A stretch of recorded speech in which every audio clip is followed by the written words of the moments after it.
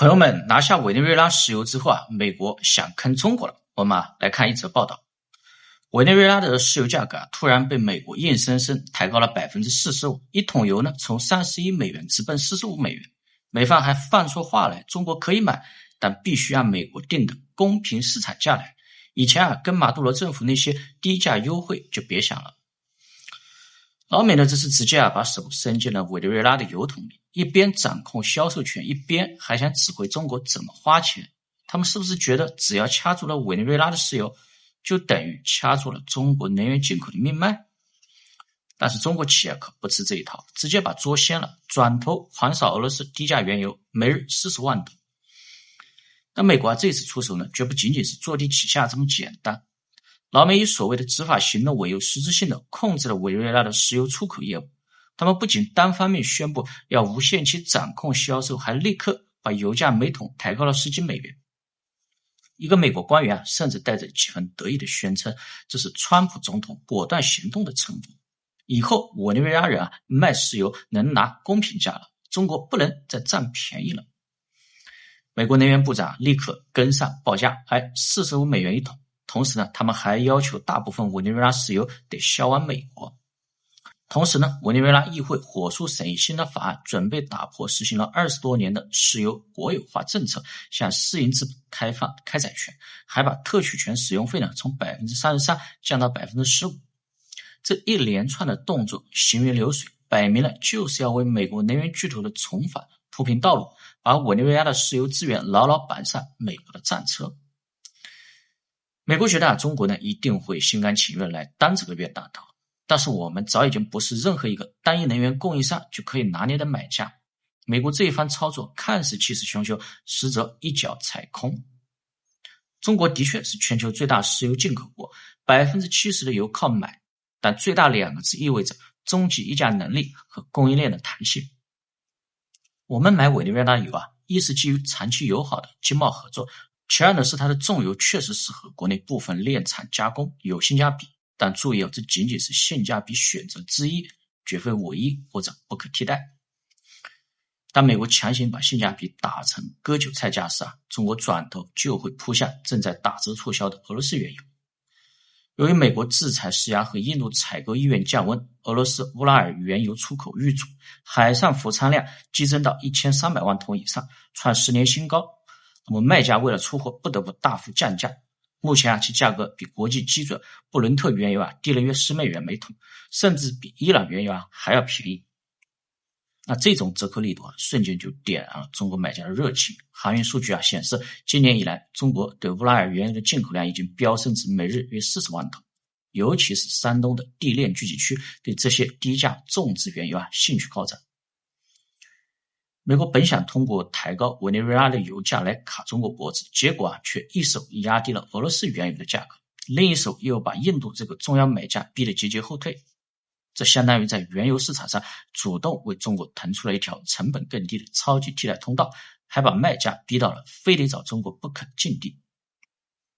而且呢，我们从未将能源安全寄托于单一国家或地区。近年来呢，我们已经逐步构建了覆盖中东、非洲、俄罗斯乃至美洲的多元进口网络。委内瑞拉石油虽然重要，但在中国总进口盘子里其份额完全可以通过从俄罗斯、沙特等国进口来弥补。更讽刺的是美国以为自己掌控了石油，就掌控了拉美的金钥匙，但现实是在美国忙着在委内瑞拉搞能源政变的同时，整个拉美地区的贸易版图也正在加速向中国靠拢。根据彭博社报道，在中国的帮助下，拉美地区安然度过川普的贸易风暴。阿根廷2025年出口额创历史第2高，巴西、智利出口额均创历史新高，墨西哥跟秘鲁的数据同样亮眼。那背后的推手是谁？正是中国庞大的需求。巴西的冷冻牛肉对华出口暴涨近 50%， 因为中国在多元化食品供应。阿根廷的大豆呢也迅速填补了中美贸易摩擦留下的市场空缺。而秘鲁的铜和黄金、智利的铜都在被中国蓬勃的绿色转型和工业需求大口吞下。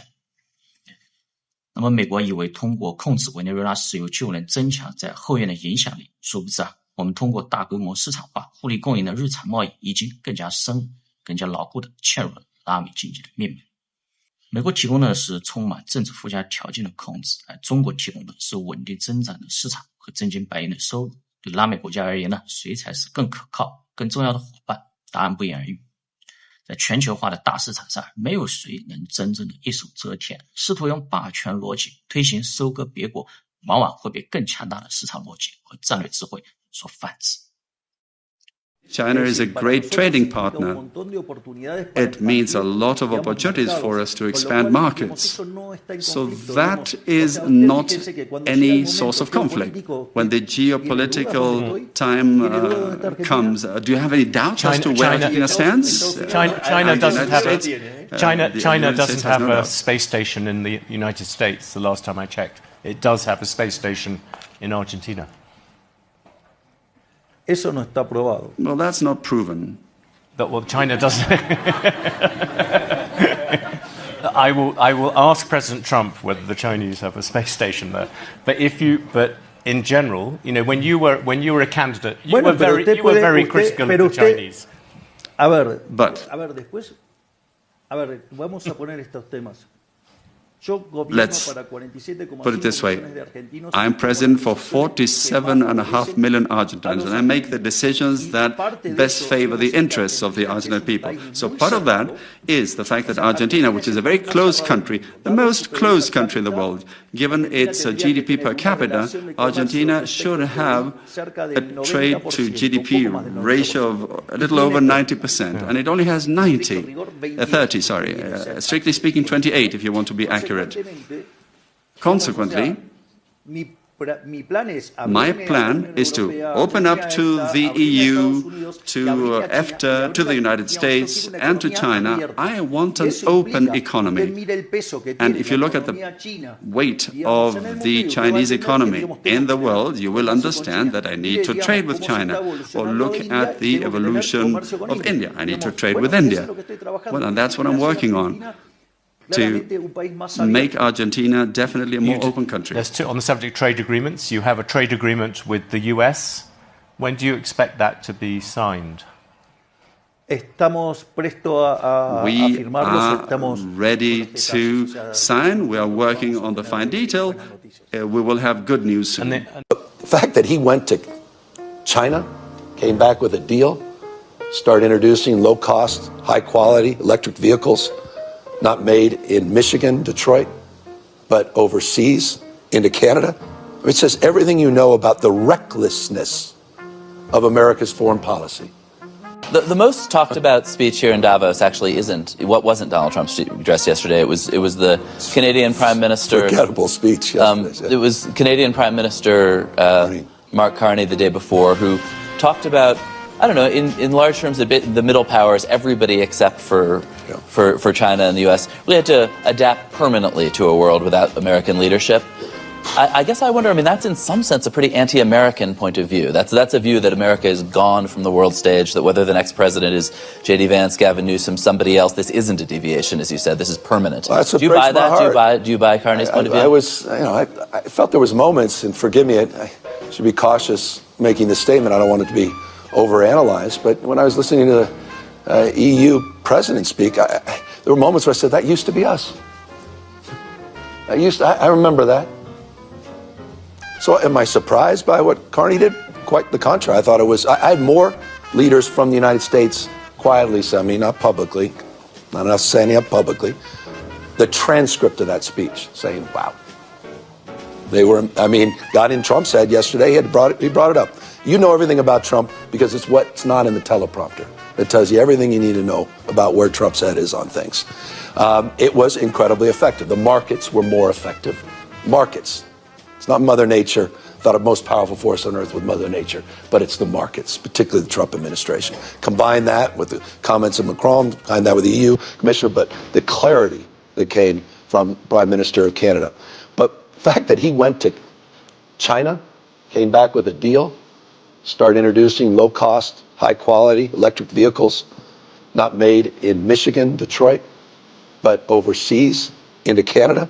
It says everything you know about the recklessness of America's foreign policy.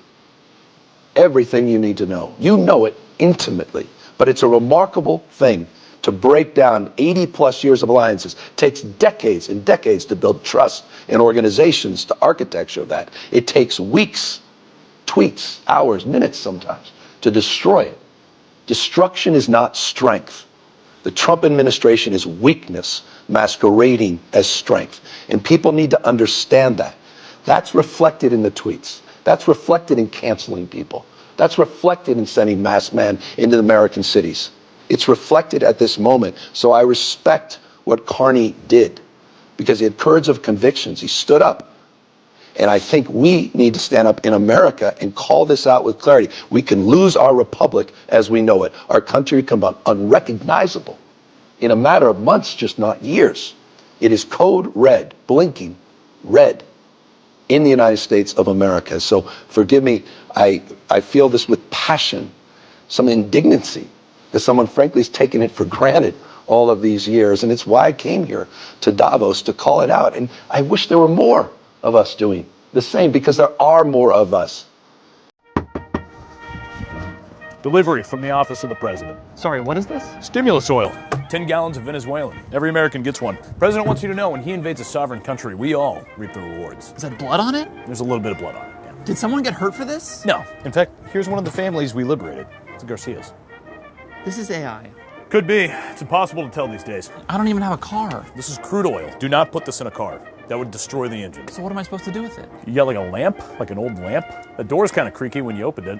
Good for that. Is the president going to do anything about my student loans? No, God no. In fact, we're going to garnish your wages. But the president did want you to have this block of ice from Greenland. Did we invade Greenland? The commandos should be storming the beaches right about now. Jesus Christ. The family you liberated? That's AI. No way of knowing. Why did we invade Greenland? Why are we invading Greenland? Denmark has biffed it with Greenland. What does that even mean? It's absolute hack job. Mind if I see your algorithm? My algorithm? You gotta see what you're taking in.